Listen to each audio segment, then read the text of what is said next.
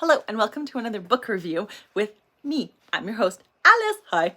Today we're going to talk about Frost by C.N. Crawford. Now, this book came in my, I think it was the fantasy box, dark fantasy maybe, box from BookBox Canada, where I got the first order from them in December, and I really love the box. It's Canadian, it's local. I actually met the woman who does them. She runs a lot of author events that I attend, so thanks, Michelle. If you see this, you're awesome and I love your boxes. I'm getting another one in March, so I'm excited to see what else I get. But the first book that I read from these boxes was Frost by C.N. Oh no, Black Sheep came first, then Frost. So this is the second book I read from the box, and I really loved it. The second book in this series, which is the Frost and Nectar series, is coming out either in February or March, I can't remember, but it's on I pre-ordered it, so it's just going to appear on my phone when it comes out. But I really loved this story, and I'm going to tell you why now. So it is a fantasy romance. The tropes that exist in it are forbidden love, there's a marriage contest, revenge, so getting revenge on your ex, enemies to lovers, and save the world. A lot of my favorite tropes are in here. So let's get into it. My favorite things, like my pros in the book, were the characters, main and side characters specifically, were believable, and I literally want to be their friends. I will go to coffee with these people. They are fabulous.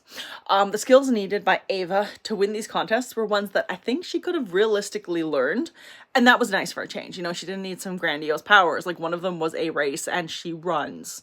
Like, she's a runner. So it's like, this is great. This was thought out, and it wasn't like, oh, you're a runner? Let's make it a jousting contest. You know, it was literally, it was played into her skill set, which was amazing. And the writing is simple. It made it a fast, nice read. I really enjoyed it. It wasn't overly flowery. It wasn't boring. It was just perfect for me, which is a nice change.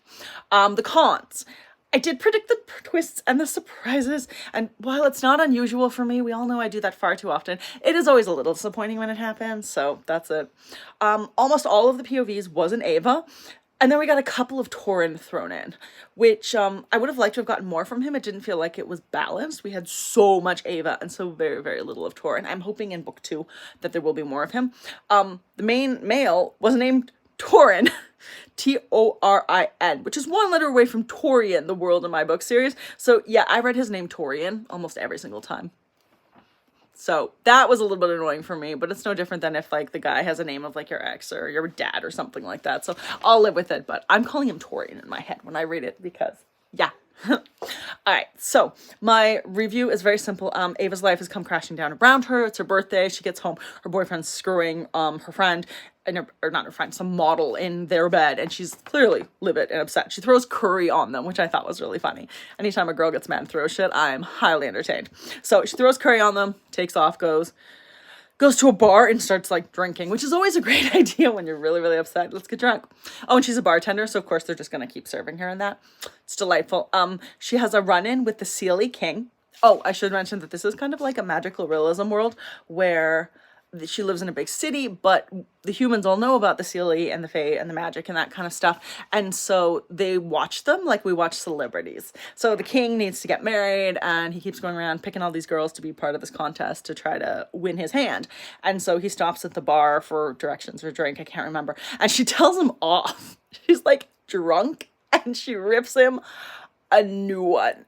And so then, of course, he comes back and he finds her, and he wants to enter her into the contest with the 100 other Fae in order to have her have a chance to win, because he wants to make a deal with her. He needs a wife in order to have the powers restored in his kingdom, because the queen is the one who restores the magic into their realm.